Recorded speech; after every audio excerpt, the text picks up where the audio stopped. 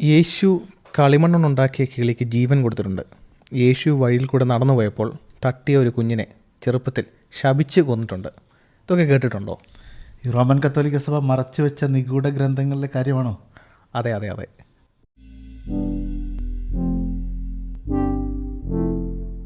നമസ്കാരം. സാഫ്റ്റ് മലയാളത്തിൻ്റെ പുതിയ സീസണിലേക്ക് ഏവർക്കും സ്വാഗതം. നമ്മൾ കഴിഞ്ഞ വർഷം 7 എപ്പിസോഡിലൂടെയായിട്ട് 7 മണിക്കൂറിലോളം നമ്മൾ നീണ്ടുനിന്ന് ആദിമ സഭയുടെ ചരിത്രം, കാതല ഉപദേശങ്ങൾ, നിരീശ്വരവാദം, ക്രിസ്തീയ വിശ്വാസത്തിന് അടിസ്ഥാനമായ ഉയർത്തെഴുന്നേൽപ്പ് എന്ന് തുടങ്ങിയ പല വിഷയങ്ങളും നമ്മൾ സ്പർശിക്കുകയും അതിലേക്ക് അത്യാവശ്യം ആഴത്തിൽ 1 മണിക്കൂറിൽ നമുക്ക് കവർ ചെയ്യാൻ പറ്റുന്ന ആഴത്തിൽ നമ്മൾ ഇറങ്ങി ചെല്ലുകയുണ്ടായി. നമ്മൾ ഫസ്റ്റ് സീസണിൻ്റെ ലാസ്റ്റ് എപ്പിസോഡിൽ നമ്മൾ ടച്ച് ചെയ്തത് ആദിമസഭയിലുണ്ടായ പ്രമുഖരായ ദൈവത്തിന് വേണ്ടി നിന്ന ക്രിസ്ത്യൻ സെയിൻസ് ആയിരുന്ന തുടക്കത്തിലുണ്ടായിരുന്ന അത്തനേഷ്യസ് ഉൾപ്പെടെയുള്ളവരെ പറ്റി നമ്മൾ പരാമർശിക്കുകയുണ്ടായി. നമ്മൾ സെക്കൻഡ് സീസൺ തുടങ്ങുമ്പോൾ നമ്മൾ ഇനി ശ്രദ്ധിക്കാൻ പോകുന്നത് ക്രിസ്തീയ വിശ്വാസത്തിന് ആദിമസഭയിൽ എതിർത്ത് വന്ന ചില എതിർപ്പുകൾ, അത് പൊളിറ്റിക്കായിട്ടുള്ള എതിർപ്പുകളല്ല, മറ്റ് ഐഡിയോളജിക്കൽ ഡോക്ട്രിനലായിട്ടുള്ള പല രീതിയിലുള്ള എതിർപ്പുകളൊക്കെ നമ്മൾ ഇനി ശ്രദ്ധ തിരിക്കാൻ പോകുന്നത്. വളരെ എക്സൈറ്റിംഗ് ആയിട്ടുള്ള പീരീഡാണ് ആദിമസഭയിൽ നടക്കുമ്പോൾ. കാരണം റോമൻ സാമ്രാജ്യത്തിൻ്റെ യഹൂദന്മാരുടെ ഇടയിലുള്ള പീഡനം അനുഭവിക്കുന്നതിനിടയ്ക്ക് അവർ ഉപദേശപരമായിട്ടുള്ള കാര്യങ്ങൾ, ഇന്ന് പലർക്കും ബോറടിക്കുന്ന, താല്പര്യമില്ലാത്ത ഉപദേശപരമായ കാര്യങ്ങൾക്ക് വില കൊടുത്ത് നിൽക്കുന്ന ഒരു ആദിമസഭയാണ് നമ്മൾ കാണുന്നത്. അതിൽ അധികം ആരുടെയും ശ്രദ്ധയിൽ വരാത്ത, അല്ലെങ്കിൽ നിരീശ്വരവാദികൾ മാത്രം പൊക്കിയെടുത്തുകൊണ്ട് വരുന്നൊരു സംഭവമുണ്ട്. ഈ കാണാതായിപ്പോയ അല്ലെങ്കിൽ മൂടിപ്പെട്ട, അല്ലെങ്കിൽ ചില പറഞ്ഞാൽ ഈ റോമൻ കത്തോലിക്ക സഭ ഇതൊക്കെ അടക്കി മാറ്റിവെച്ചു എന്ന് പറഞ്ഞ് പ്രചരിപ്പിക്കുന്ന ചില പുസ്തകങ്ങൾ, പുതിയ നിയമത്തിലെ അപ്പോക്രിഫ. ഈ അപ്പോക്രിഫ എന്ന വാക്ക് പഴയ നിയമത്തിൽ ഉപയോഗിച്ച് നമ്മൾ കണ്ടിട്ടുണ്ട്. പഴയ നിയമ പുസ്തകങ്ങളെ പറ്റി അപ്പോക്രിഫ എന്ന വാക്കിൻ്റെ അർത്ഥം പ്രത്യേകിച്ച് എന്താണ്? അപ്പോക്രിഫ എന്ന് പറഞ്ഞാൽ മറയ്ക്കപ്പെട്ട എന്ന അർത്ഥത്തിലാണ് പുസ്തകങ്ങളെക്കുറിച്ച് ഉള്ള ഒരു പേരായിട്ട് ഉപയോഗിക്കുന്നത്.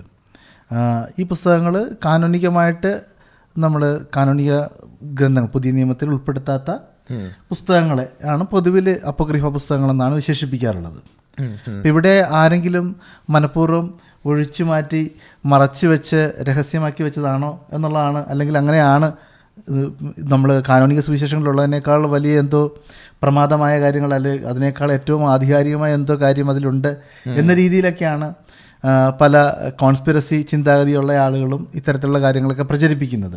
അപ്പം ക്രിസ്തീയ സഭ എന്തോ അതിൻ്റെ സ്വാർത്ഥതയ്ക്ക് വേണ്ടിയിട്ട് ചിലത് ഒഴിവാക്കി മറച്ചു വെച്ചു എന്നൊക്കെയാണ് അവർ പറയുന്നത്. നമ്മളതിൻ്റെ കാതലേക്ക് ചെല്ലുമ്പോൾ അറിയാം, ഈ മറച്ചു വെച്ചു എന്ന് പറയുന്ന കണ്ടൻറ്റ് ക്രൈസ്തവ സഭയ്ക്ക് നേട്ടം കൊണ്ടുവരുന്ന കാര്യങ്ങളല്ല. അതുമാത്രമല്ല, ഈ നമ്മളിപ്പം ഒരു പരിധി നമ്മൾ ഇറങ്ങി നോക്കാൻ പോവുകയാണ്. ഇതിൽ മറച്ചു വെച്ചു എന്ന് പറയുന്ന സുവിശേഷങ്ങൾ എന്ന് വിളിക്കപ്പെടുന്നവ, അതിന് ബദലായിട്ട് സഭ മുറുകെ പിടിക്കുന്നത് സഭയ്ക്ക് ഭൗതികമായിട്ടുള്ള അധികാരം കൈവരിക്കാൻ വേണ്ടിയോ ആഡംബര ജീവിതം നയിക്കാൻ വേണ്ടിയോ ഒന്നും ഇന്ന് കാണുന്ന പല ആൾ ദൈവങ്ങൾ കാണിക്കുന്ന രീതിയിലുള്ള ഉപദേശങ്ങളോ പഠിപ്പിക്കലല്ല. മറിച്ച് എല്ലാം പറഞ്ഞ് ജീവിക്കാനുള്ള സഹിഷ്ണുതയുടെ ഉപദേശമാണ് സഭ അന്നേരം മുറുകെ പിടിച്ചത്.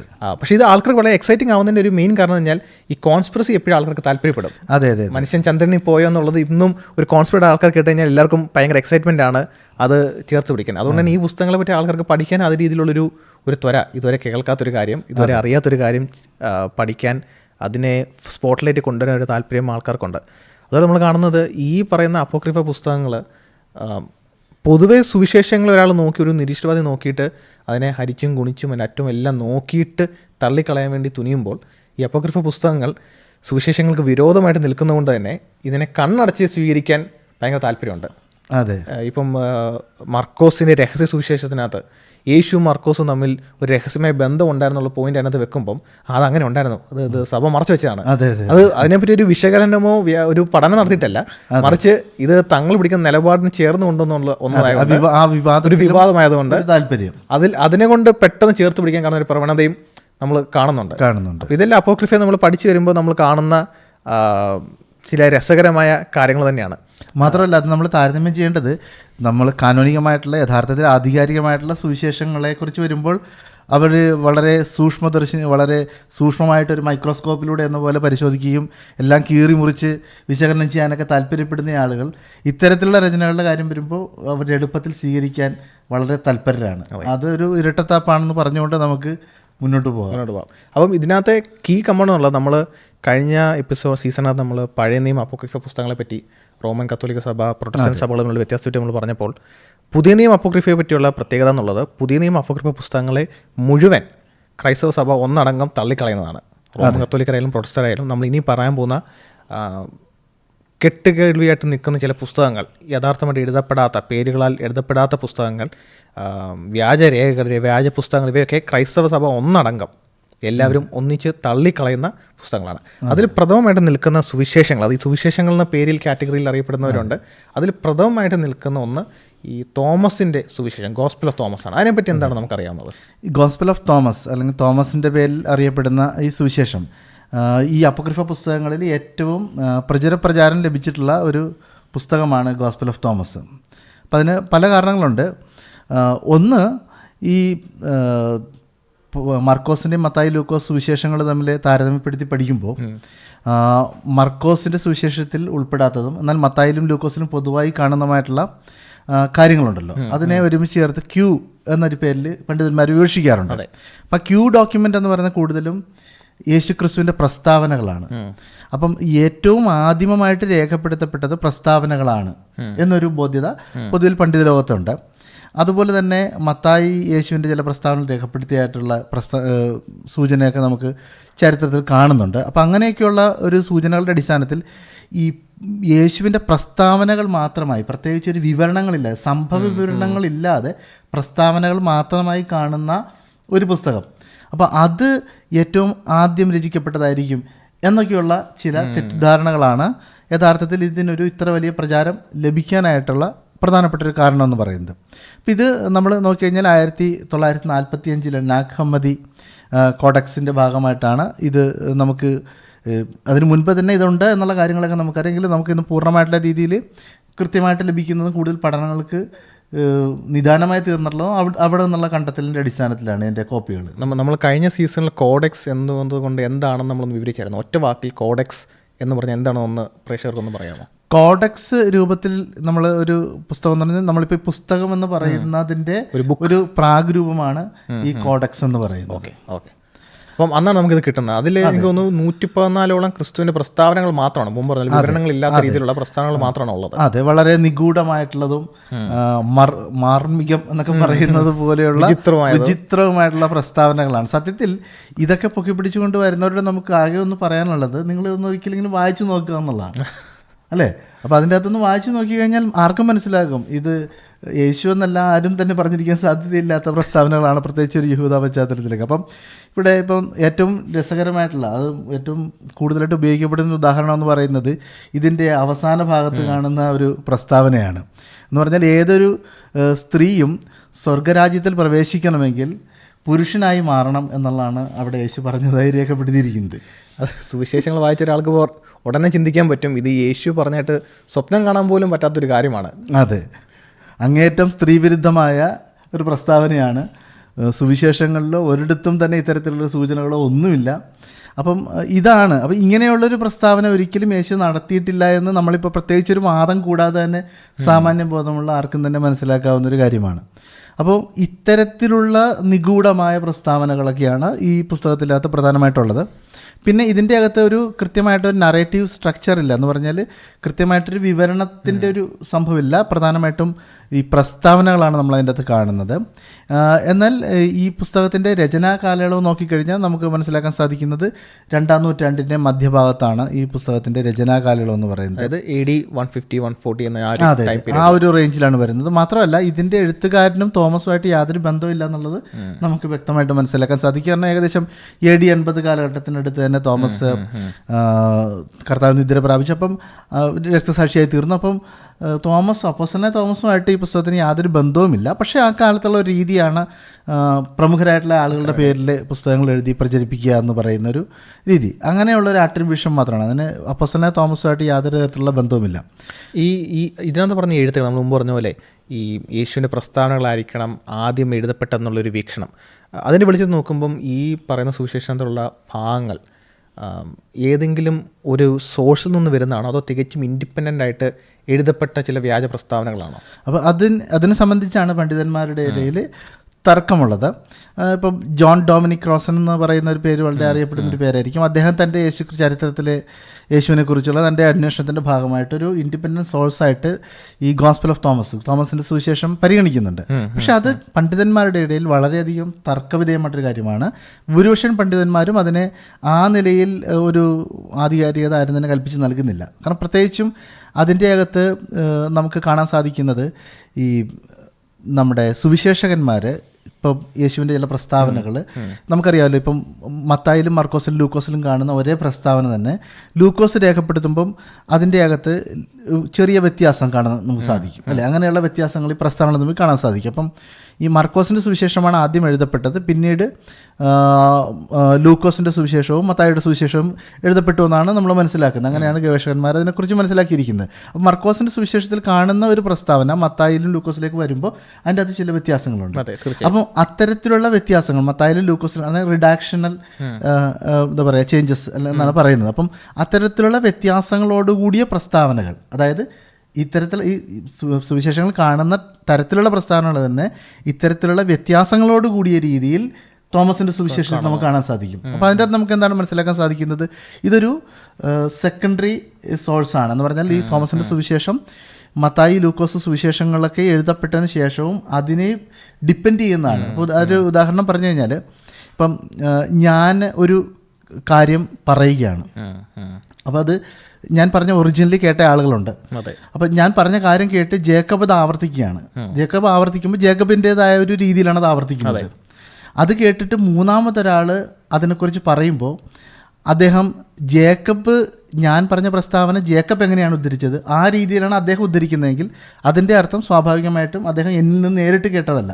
കാരണം ജേക്കബിൻ്റെ വീണ്ടും ജേക്കബ് ഉദ്ധരിച്ചപ്പോൾ വന്നിട്ടുള്ള ആ വ്യത്യാസം മൂന്നാമത് പറഞ്ഞ ആളിലുണ്ടെങ്കിൽ അതിൻ്റെ അർത്ഥം അത് ഒരു ഒറിജിനലായിട്ടുള്ള ഒരു രേഖയല്ല, അല്ലെങ്കിൽ ഒറിജിനലായിട്ടുള്ള ഡയറക്റ്റ് ആയിട്ടുള്ള ഒരു വിറ്റ്നസ് അല്ല, ഒരു സാക്ഷ്യമല്ല എന്നുള്ള. അപ്പോൾ സമാനമായ രീതിയിലുള്ള കാരണങ്ങളൊക്കെ കൊണ്ട് തന്നെ ഇതിൻ്റെ അകത്തുള്ള പല പ്രസ്താവനകളും ഇൻഡിപെൻഡൻ്റ് ആയിട്ടുള്ള സോഴ്സാണെന്ന് പറയാൻ സാധിക്കില്ല. പക്ഷേ അപ്പോൾ തന്നെ നമ്മൾ ഇതിൻ്റെ അകത്ത് മനസ്സിലാക്കുന്നത് ചില പ്രസ്താവനകളുടെ കാര്യത്തിൽ, കാരണം നമുക്ക് എല്ലാം ഇപ്പോൾ ഏതൊരു രചനയാണെങ്കിലും നമുക്ക് പൂർണ്ണമായിട്ടും അന്ധമായി തള്ളിക്കളയുക എന്നുള്ളതോ പൂർണ്ണമായിട്ട് അന്ധമായിട്ട് സ്വീകരിക്കുക എന്നുള്ളതോ ഒരിക്കലും ഗവേഷകന്മാരെ സംബന്ധിച്ച് ശരിയായൊരു നിലപാടല്ല. അപ്പോൾ അതുകൊണ്ട് തന്നെ അത്യപൂർവമായിട്ടുള്ള ചില പ്രസ്താവനകൾ, ഇപ്പം ജോൺ ഡൊമിനിക് റോസൻ മാത്രമല്ല, ജെയിംസ് ചാൾസ് വർത്ത് എന്നൊക്കെ പറയുന്ന പണ്ഡിതന്മാരും ഈ റോസനെ കൂടാതെയുള്ള ചില പണ്ഡിതന്മാരും ചില പ്രസ്താവനകളൊക്കെ ഇൻഡിപെൻഡൻറ്റ് വിറ്റ്നസ്സാണ് എന്ന് പറഞ്ഞാൽ അതിൻ്റെ അകത്ത് നമ്മൾ മനസ്സിലാക്കേണ്ട കാര്യം, സുവിശേഷങ്ങളിൽ, അതായത് എല്ലാ ഗവേഷകന്മാരും അംഗീകരിക്കുന്ന കാര്യമെന്ന് പറയുന്നത്, നിങ്ങൾക്ക് യേശുവിനെക്കുറിച്ച് പഠിക്കണമെന്നുണ്ടെങ്കിൽ അതിന് ആധികാരികമായിട്ടുള്ള ഉറവിടം എന്ന് പറയുന്നത് നമ്മുടെ കാനോനിക സുവിശേഷങ്ങളാണ്. മത്തായി, മർക്കോസ്, ലൂക്കോസ്, യോഹന്നാനും ഉപയോഗിക്കുന്നുണ്ട്. ഈ സുവിശേഷങ്ങളിൽ കാണുന്ന ഏതെങ്കിലും ചില പ്രസ്താവനകൾ തോമസിൻ്റെ സുവിശേഷത്തിൽ നമ്മൾ കാണപ്പെടുകയും അതിന് ഒരു പ്രാചീനത അവകാശപ്പെടാവുന്ന ഗുണങ്ങൾ അതിൻ്റെ അകത്ത് പ്രത്യേകതകൾ അതിൽ കണ്ടെത്താൻ സാധിക്കുകയും ചെയ്തു കഴിഞ്ഞാൽ അതിനെ ഒരു സ്വതന്ത്ര സാക്ഷ്യമായിട്ട് എടുക്കുന്ന പണ്ഡിതന്മാരും ഉണ്ട്. അപ്പോൾ നമ്മൾ അതിനെക്കുറിച്ച് ചുരുക്കമായിട്ട് പറഞ്ഞു കഴിഞ്ഞാൽ ഇത് സൂക്ഷ്മമായിട്ട് വിലയിരുത്തപ്പെടേണ്ട ഒരു കാര്യമായിട്ട് വേണം നമ്മളതിനെ പരിഗണിക്കാൻ. പക്ഷേ അത്തരത്തിലുള്ള ധാരാളം പ്രസ്താവനകൾ നമുക്ക് കാണാനായിട്ട് സാധിക്കില്ല. അപൂർവമായിട്ടുള്ള ചില പ്രസ്താവനകൾ, ചില യേശുക്രിസ്തു പറഞ്ഞ ചില ഉപമകളുമായിട്ട് ബന്ധപ്പെട്ട് അതിനോട് ചേർന്ന് നിൽക്കുന്ന രീതിയിലുള്ള ചില പ്രസ്താവനകളൊക്കെ സ്വതന്ത്രമായിട്ടുള്ള സാക്ഷ്യമായിട്ട് പരിഗണിക്കുന്ന ഗവേഷകന്മാരുണ്ട്. ഞാൻ വ്യക്തിപരമായിട്ട് എൻ്റെ ഒരു ബോധ്യതയെന്ന് പറയുന്നത്, നമ്മൾ ഇതിനെ ഒരു അന്ധമായിട്ട് തള്ളിക്കളയാതെ ഇത്തരത്തിലുള്ള സാധ്യതകൾ കൂടി പരിഗണിക്കണം എന്നുള്ളതാണ്. അപ്പം അങ്ങനെ നമുക്ക് വളരെ ഒന്നോ രണ്ടോ പ്രസ്താവനകളൊക്കെ സുവിശേഷങ്ങൾ കാണുന്നതിൻ്റെ ഒരു എക്സ്ട്രാ ഒരു സാക്ഷ്യമായിട്ട്, ഒരു ഇൻഡിപെൻഡൻസ് ആയിട്ട് കിട്ടും. പക്ഷേ നമ്മളിതിനെ ഒരു സമഗ്രമായിട്ട് സുവിശേഷത്തെ പരിശോധിക്കുമ്പോൾ നമ്മളതിൽ കാണുന്നത് ഈ പറയുന്ന രീതിയിലുള്ള ഗ്നോസ്റ്റിക് ഇൻഫ്ലുവൻസിൻ്റെ അതിപ്രസരം നമുക്ക് കാണാൻ സാധിക്കും. സുവിശേഷങ്ങളിൽ കാണുന്ന ആശയങ്ങളെ നോസ്റ്റിക് വീക്ഷണത്തിൽ നിന്നുകൊണ്ട് വിശദീകരിച്ചു കൊണ്ടുള്ള പ്രസ്താവനകൾ ധാരാളം കാണാൻ സാധിക്കും. അപ്പം അതുകൊണ്ട് തന്നെ നോസ്റ്റിക് എന്ന് ഉദ്ദേശിക്കുന്നത് എന്താണ്? നോസ്റ്റിക് എന്ന് പറയുന്നത് ഒരു ഫിലോസഫിക്കൽ ചിന്താഗതിയാണ്. അത് ഇപ്പം അതിന് പല തലങ്ങളുണ്ട്.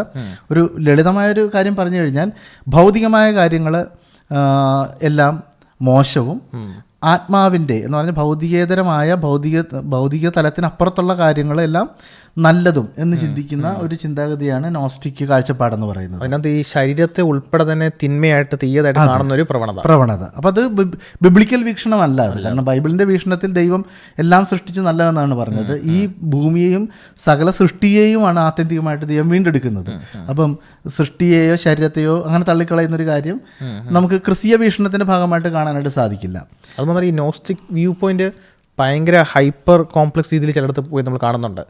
ജസ്റ്റ് ത്രിയേകനാം ദൈവം സൃഷ്ടിച്ച ഈ ഭൂമിയിൽ ജഡീകമായിട്ടുള്ള തിന്മ, ആത്മീയമായിട്ടുള്ള നല്ലത് എന്നും പറഞ്ഞ് മാത്രം പോവുകയല്ല, മറിച്ച് പഴയ നിയമത്തിലെ ദൈവമല്ല യഥാർത്ഥ ദൈവം, അത് പേരെടുത്തുകൂടാൻ പറ്റാത്തൊരു ദൈവം സൃഷ്ടിച്ച ഒരു ചെറിയ ദൈവമാണ് എന്നൊക്കെ രീതിയിലുള്ള ചില ഹൈപ്പർ എൻഡിലേക്കും ഈ നോസ്റ്റിക് വീക്ഷണം പോകുന്നുണ്ട്. അത് 1-ാം നൂറ്റാണ്ട് 2-ാം നൂറ്റാണ്ട് എന്തോന്ന് മാക്സിമം 3-ാം നൂറ്റാണ്ട് വരെയാണ് ആ നോസ്റ്റിക് വീക്ഷണത്തിൻ്റെ പ്രാബല്യം ഏകദേശം നീണ്ടു നിന്നതല്ലേ. അതിനുശേഷം അത് ശോഷിച്ചു പോവുകയായിരുന്നു. അതിനുശേഷം അത് ശോഷിച്ചു പോകുകയാണ് ഉണ്ടായത്. കാരണം സ്വാഭാവികമായിട്ടും ആധികാരികത ഇല്ലാത്തൊരു നിലപാടായതുകൊണ്ട് തന്നെ അതിൻ്റെ ഒരു പ്രാചീനതയോ മറ്റും യാതൊരു തരത്തിൽ പ്രതിരോധിക്കാൻ സാധിക്കുകയില്ല. മാത്രമല്ല അതിശക്തമായ രീതിയിൽ തന്നെ ഈ നോസ്റ്റിക് ദുരുപദേശങ്ങളെ ഐറേനിയസിനെ പോലെയുള്ള ആദിമ ക്രിസ്തീയ രചയിതാക്കൾ വളരെ കൃത്യമായി വിശദീകരണങ്ങളോടുകൂടി അതിനെ ഖണ്ഡിക്കുകയുണ്ടായിട്ടുണ്ട്. അപ്പോൾ അതുകൊണ്ട് തന്നെ അതിന് പിൽക്കാലത്ത് വലിയ നിലനിൽപ്പുണ്ടായിട്ടില്ല. ഇപ്പോൾ ഒരു ഉദാഹരണം പറഞ്ഞു കഴിഞ്ഞാൽ, ഇപ്പം ഇവരുടെ ഒരു വീക്ഷണമാണ് ഞാൻ പറയുന്നത്.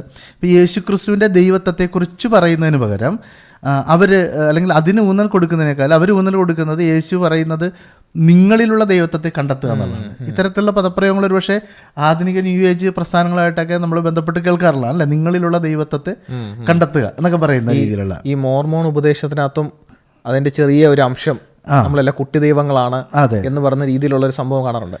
ഞാൻ ഈ നമ്മൾ അടുത്ത സുവിശേഷത്തിൽ പോകുന്നതിന് മുമ്പ് 2 ചോദ്യം ഞാൻ ചോദിച്ചോട്ടെ. ഇപ്പോൾ പറഞ്ഞു ഈ തോമസിൻ്റെ സുവിശേഷത്തിനകത്ത് ചില വസ്തുതപരമായ അല്ലെങ്കിൽ ചരിത്രപരമായ പ്രാചീനമായിട്ടുള്ള ചില സത്യങ്ങൾ അല്ലെങ്കിൽ സത്യവാചകങ്ങൾ കണ്ടിരുന്നേക്കാം, ഒരു പോസിബിലിറ്റി പറഞ്ഞിട്ടുണ്ട്. അപ്പോൾ അതിൻ്റെ വെളിച്ചത്തിൽ നമുക്ക് സുവിശേഷങ്ങളെ പറ്റിയുള്ള അറിവ്, ക്രിസ്തുവിനെ പറ്റിയുള്ള അറിവ് എവിടെയെങ്കിലും കോട്ടം തട്ടുകയോ അല്ലെങ്കിൽ അതിനെ ഒരു പുനർചിന്തിക്കേണ്ടി വരുന്ന ഒരു സാഹചര്യം കാണുന്നുണ്ടോ? ഇല്ല, ഒരിടത്തും ഇല്ല. അതുകൊണ്ടാണ് ഞാൻ പറഞ്ഞത് ഇതിനെ ഒരു സെക്കൻഡറി സപ്പോർട്ടായിട്ട്, അതായത് നമ്മൾ ഒരു ചരിത്രാന്വേഷണത്തിൻ്റെ ഭാഗമായിട്ട് പരിഗണിക്കുമ്പോൾ ഇപ്പോൾ ഒരു ഒന്നിലധികം സ്വതന്ത്രമായിട്ടുള്ള ഉറവിടങ്ങൾ കാണുന്ന ഒരു പ്രസ്താവന ചരിത്രപരമായി കൂടുതൽ ആധികാരികമാണെന്ന് ആണ് ഒരു ചരിത്ര അന്വേഷണത്തിൻ്റെ മാനദണ്ഡമാണത്.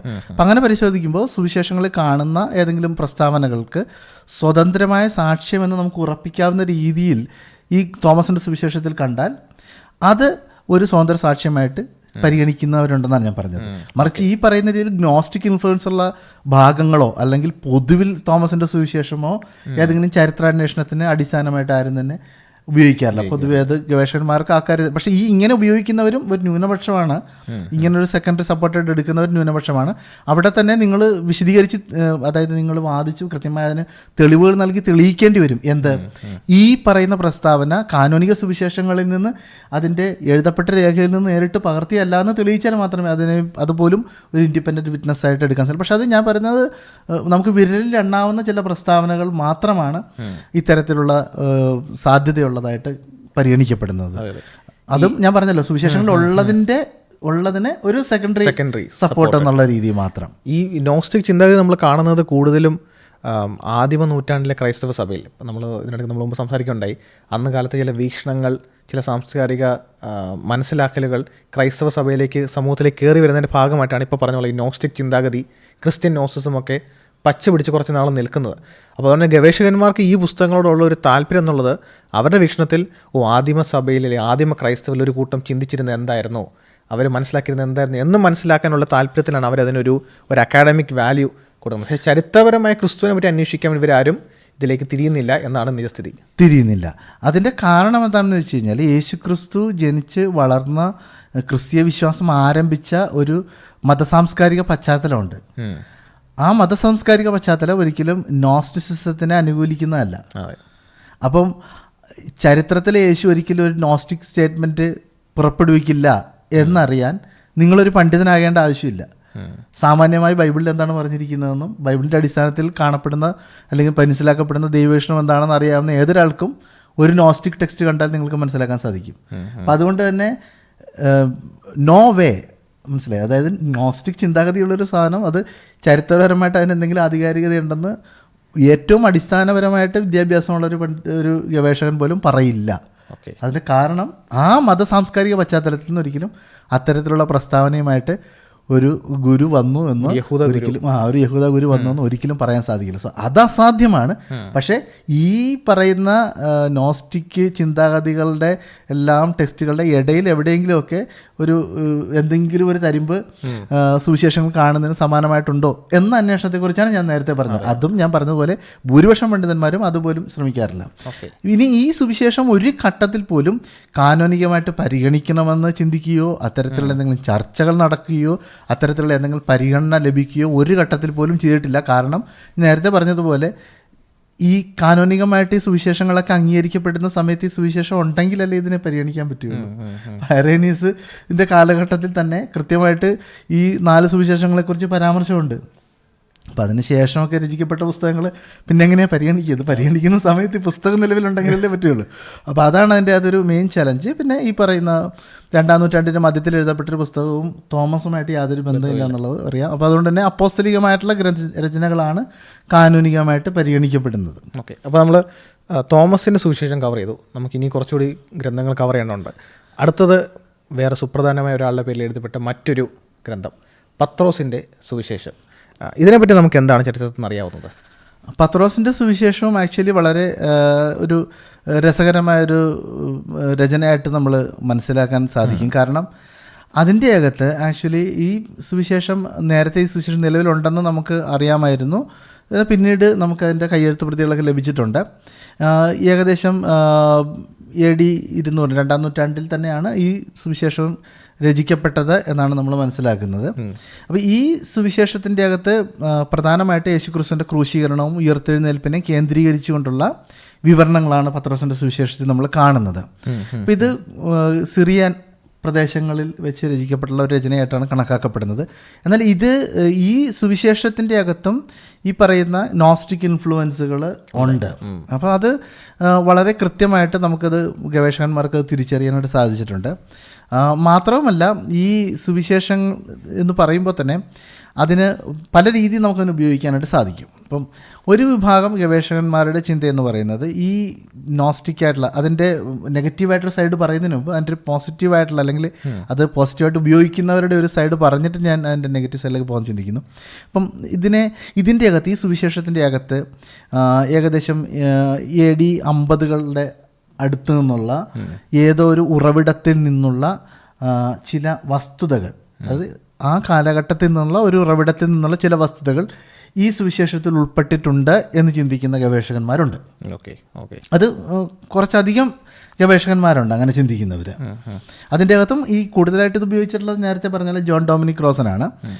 But other than that conservative ആയിട്ടുള്ള ഗവേഷകന്മാർ പോലും അത്തരത്തിൽ ചിന്തിക്കുന്നവരുണ്ട്. പിന്നെ അതിനെപ്പറ്റി കൂടുതൽ അറിയണമെങ്കിൽ ഡെനിസൺ എഴുതിയ നസ്രേനായ യേശു, നമ്മുടെ ബാക്ക്ഗ്രൗണ്ടിൽ പുറകിൽ കാണാം ഇരിക്കുന്ന പുസ്തകം നസ്രേനായ യേശു എന്നതാണ് ഈ പുസ്തകം. ഈ പുസ്തകം നിങ്ങൾക്ക് പർച്ചേസ് ചെയ്യാവുന്നതാണ്. അതിൻ്റെ ലിങ്ക് ഡിസ്ക്രിപ്ഷനിൽ കൊടുക്കുന്നതായിരിക്കും. ഈ പത്രോസിൻ്റെ സുവിശേഷത്തിനകത്ത് യേശു ഉയർത്തെഴുന്നേറ്റ് വരുമ്പോഴുള്ള നമ്മൾ മറ്റു ഇതര സുവിശേഷങ്ങളൊന്നും കാണാത്ത ചില പ്രത്യേക വിവരണ ശൈലിയുണ്ട്.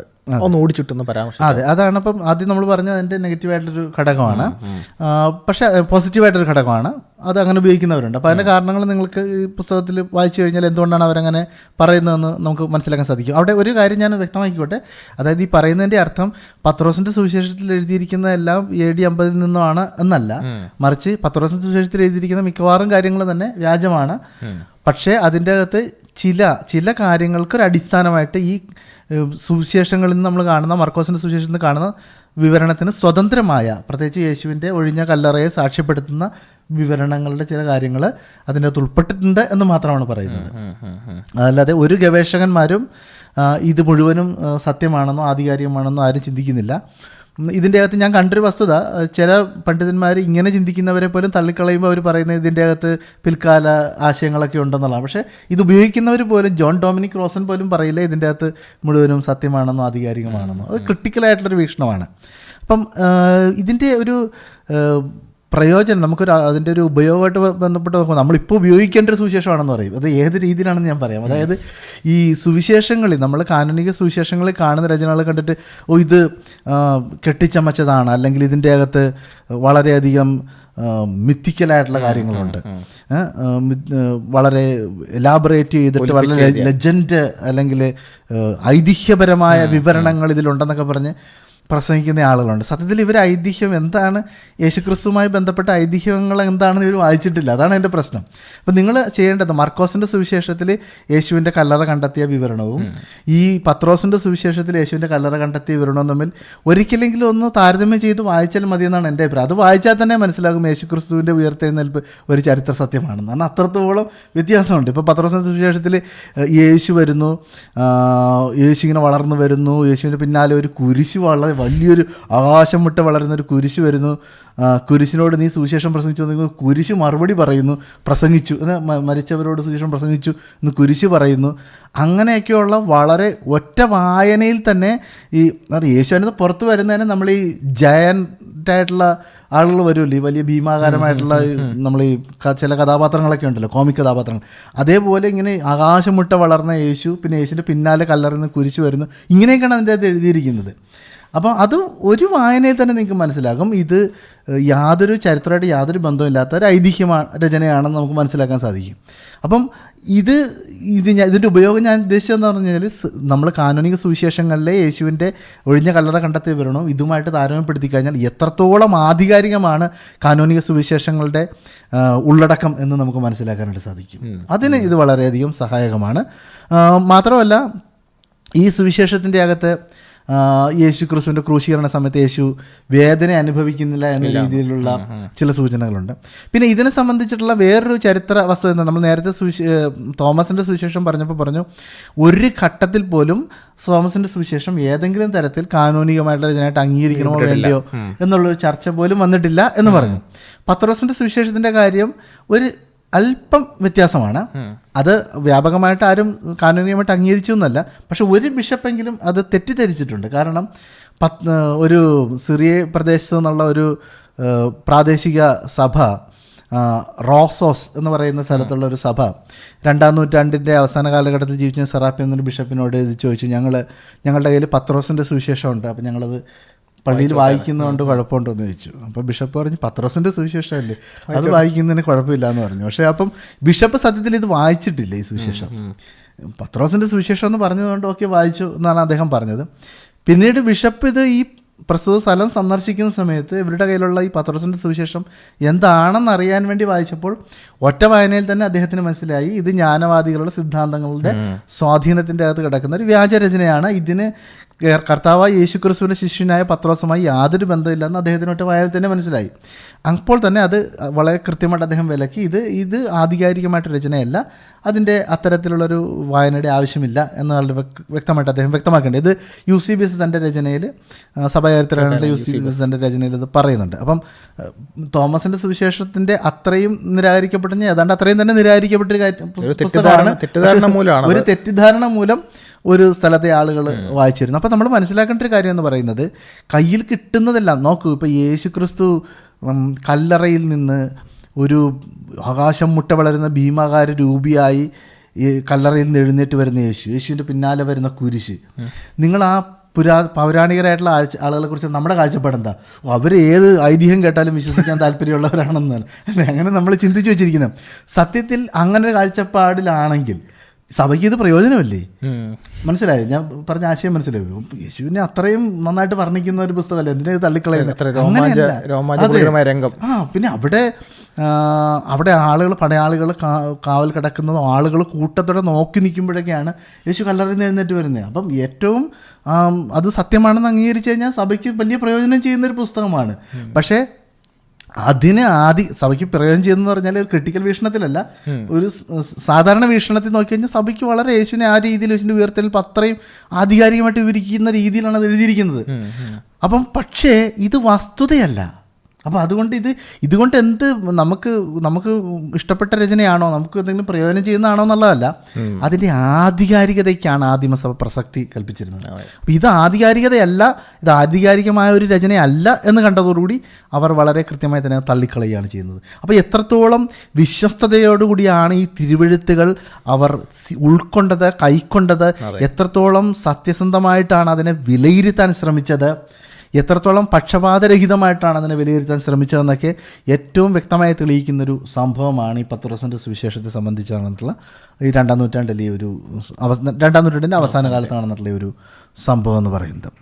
അപ്പം ഈ പുസ്തകത്തിൻ്റെ കാര്യത്തിലും ഇതുപോലെ തന്നെ യാതൊരു തരത്തിലും പിന്നീട് ഏതെങ്കിലും തരത്തിലുള്ള കാനൂനിക പട്ടികകളുടെ ഭാഗമാകുകയോ ഒന്നും തന്നെ ചെയ്തിട്ടില്ല.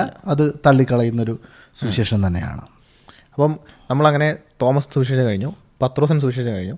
പിന്നെ ക്രൈസ്തവ സഭാചരിത്രത്തിൽ അല്ലെങ്കിൽ യേശുവിൻ്റെ ജീവിത കഥയ്ക്കകത്ത് വളരെ കുപ്രസിദ്ധമായിട്ട് നിൽക്കുന്ന പേരാണ് യൂദ, യേശുവിനെ ഒറ്റിക്കൊടുത്ത യൂദ.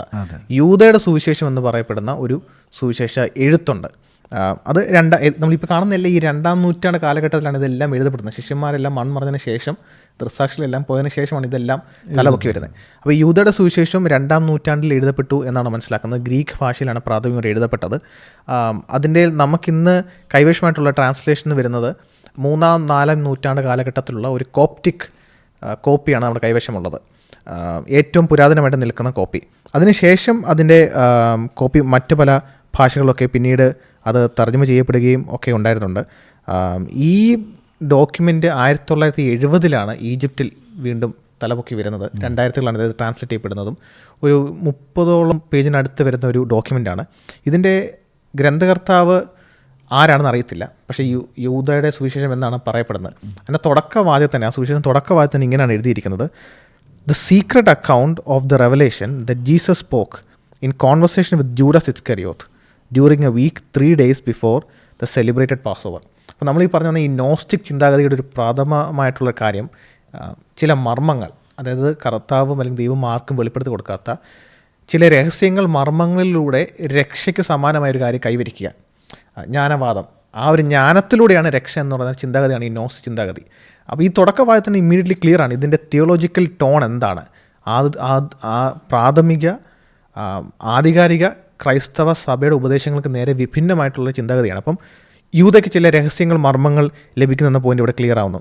എന്നിട്ട് ഈ കൃതിക്കകത്ത് യേശു യൂദയോട് പറഞ്ഞ ഭാഗമുണ്ട്: നീ മറ്റെല്ലാവരെക്കാളും മികച്ചവനാകും, കാരണം നീ എന്നെ ഉടുപ്പിച്ചിരിക്കുന്നവനെ യാഗം അർപ്പിക്കും. For you will sacrifice the man that clothes me. ഇത് വീണ്ടും വായിച്ചാൽ യേശു എന്താ ഈ പറഞ്ഞത്, ന്യൂ ഏജ് സിദ്ധാന്തമാണ് യേശു പറഞ്ഞെന്ന് തോന്നുന്ന രീതിയിലുള്ള ഒരു പ്രസ്താവനയാണ്. ഇവിടെ തന്നെ ഈ പുസ്തകത്തിൻ്റെ ടോൺ ക്ലിയർ ആണ്. ഒന്ന്, മറ്റ് ശിഷ്യന്മാരിലുപരി യൂദയ്ക്ക് ഒരു പ്രാതിനിധ്യം കൊടുക്കുന്നു. പത്രോസിനോടല്ല പറഞ്ഞത്, യൂദയോടെ പറയുന്നത്. പിന്നെ യൂദ യേശുവിനെ ഒറ്റിക്കൊടുക്കുകയല്ല, മറിച്ച് യേശു പറഞ്ഞ കാര്യം സത്യസന്ധമായിട്ട് കൃതജ്ഞതയോടെ പാലിച്ചു പോകുന്ന ഒരു കഥാപാത്രം, അനുസരണയുള്ള ശിഷ്യൻ.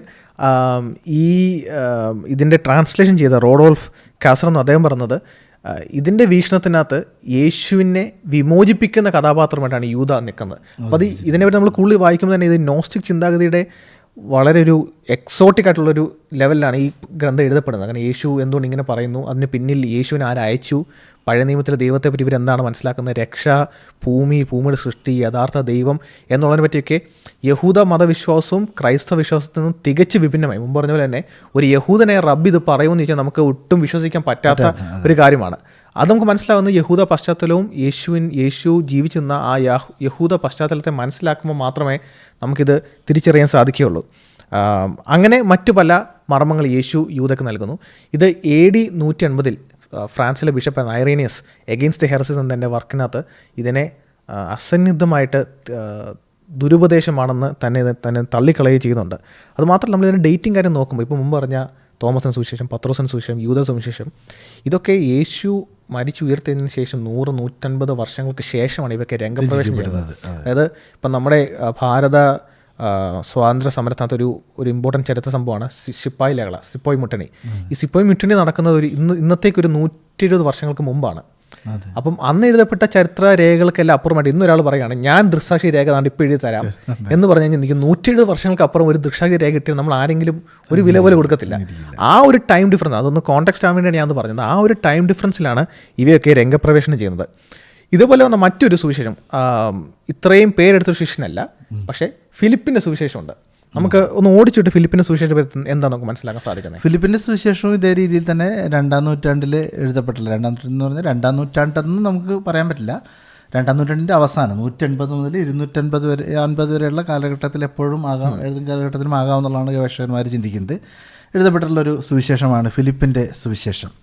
ഇതും നേരത്തെ ഞാൻ പറഞ്ഞ പോലെ നാഗ് ഹമ്മദി രചനകൾ 1945 ഈജിപ്തിൽ നിന്ന് കണ്ടെടുത്ത നാഗ് ഹമ്മദി രചനകളുടെ ഭാഗമായിട്ടാണ് ഇതും കൂടുതൽ വ്യക്തതയോടുകൂടി പഠിക്കാനൊക്കെ ആരംഭിച്ചത്. അതിനു മുമ്പും ഇങ്ങനെയുള്ള ചില പല സുവിശേഷങ്ങളുടെ കാര്യത്തിൽ ഇതുണ്ട്, നിലവിലുണ്ടെന്ന് പലതും അറിയാമായിരുന്നു. പക്ഷേ നാഗ് ഹമ്മദി കണ്ടെത്തൽ ഒരു പ്രധാനപ്പെട്ടൊരു സംഭവമാണ്. അപ്പോൾ ഈ സുവിശേഷത്തിൻ്റെ അകത്തും ഇതുപോലെ തന്നെ നോസ്റ്റിക് സ്വാധീനം വളരെ വളരെ അധികമുണ്ട്, വളരെ കൃത്യമായിട്ടുണ്ടെന്ന് മാത്രമല്ല, അത് വാലന്റീനിയൻസ് എന്നൊക്കെ പറയുന്ന ഈ നോസ്റ്റിക് ചിന്താഗതിയുള്ള ക്രിസ്തീയ ദുരുപദേശകന്മാരുടെ ഔദ്യോഗിക ഗ്രന്ഥമായിട്ട് തന്നെ നമുക്ക് പരിഗണിക്കാൻ സാധിക്കുന്നൊരു പുസ്തകമാണ് ഈ ഫിലിപ്പിൻ്റെ സുവിശേഷം എന്ന പേരിൽ അറിയപ്പെടുന്നത്. ഈ ഒരു സുവിശേഷത്തിന് പൊതുലോകത്തിൽ ശ്രദ്ധ കൈവരിച്ചത് നമ്മുടെ ഡാൻ ബ്രൗണിൻ്റെ ഡാവിഞ്ചി കോഡുമായി ബന്ധപ്പെട്ടിട്ടാണ്. കാരണം അതിൻ്റെ അകത്ത് യേശു ക്രിസ്തുവും മഗ്ദലന മറിയവും ഭാര്യയും ഭർത്താവുമായിരുന്നു, അല്ലെങ്കിൽ വിവാഹിതരായിരുന്നു എന്ന രീതിയിലുള്ള പ്രസ്താവനകൾ, ആ ഒരു കോൺസ്പിറസി തിയറിയും ഡാൻ ബ്രൗൺ ഇത് ഫിക്ഷൻ അല്ല, ഞാൻ ചരിത്രമാണ് ഉദ്ദേശിച്ചത് എന്നൊക്കെ പറഞ്ഞുകൊണ്ടുള്ള ആ ഡാൻ ബ്രൗൺ ആണ് ശരിക്കും പറഞ്ഞാൽ ഫിലിപ്പിൻ്റെ സുവിശേഷത്തിന് ഒരു പുതുജീവൻ നൽകിയതെന്ന് വേണമെങ്കിൽ പറയാം. പക്ഷെ സത്യത്തിൽ ഈ പുസ്തകം ഒരിക്കലെങ്കിലും വായിച്ചു കഴിഞ്ഞാൽ നമുക്ക് മനസ്സിലാകും ഈ പറയുന്ന സിദ്ധാന്തത്തിന് യാതൊരു അടിത്തറയില്ല. അതിനൊക്കെ പല നിലകളിൽ നമുക്ക് അതിൻ്റെ അകത്ത് മനസ്സിലാവും. അതായത് ഈ സുവിശേഷത്തിന് ചരിത്രപരമായ ഒരു അടിസ്ഥാനവുമില്ല. ഓക്കെ, കാരണം അത് 150-250 ഇടയിൽ എഴുതപ്പെട്ട രചന, അതിന് യേശുക്രിസ്തുവിൻ്റെ ശിഷ്യനായിരുന്ന ഫിലിപ്പുമായിട്ട് യാതൊരു ബന്ധവുമില്ല എന്ന് പ്രത്യേകിച്ചൊരു വാദവും കൂടാതെ തന്നെ നമുക്ക് മനസ്സിലാക്കാൻ സാധിക്കും. ജ്ഞാനവാദ സിദ്ധാന്തത്തിൻ്റെ, അതായത് ജ്ഞാനവാദ സിദ്ധാന്തം ഈ ക്രിസ്തീയ വിശ്വാസത്തിന് വിരുദ്ധമായിട്ട് പ്രബലപ്പെടുന്ന പിൽക്കാലത്താണ്. അപ്പോൾ ആ ആശയങ്ങളുടെ കൃത്യമായ സ്വാധീനം ഉണ്ട്.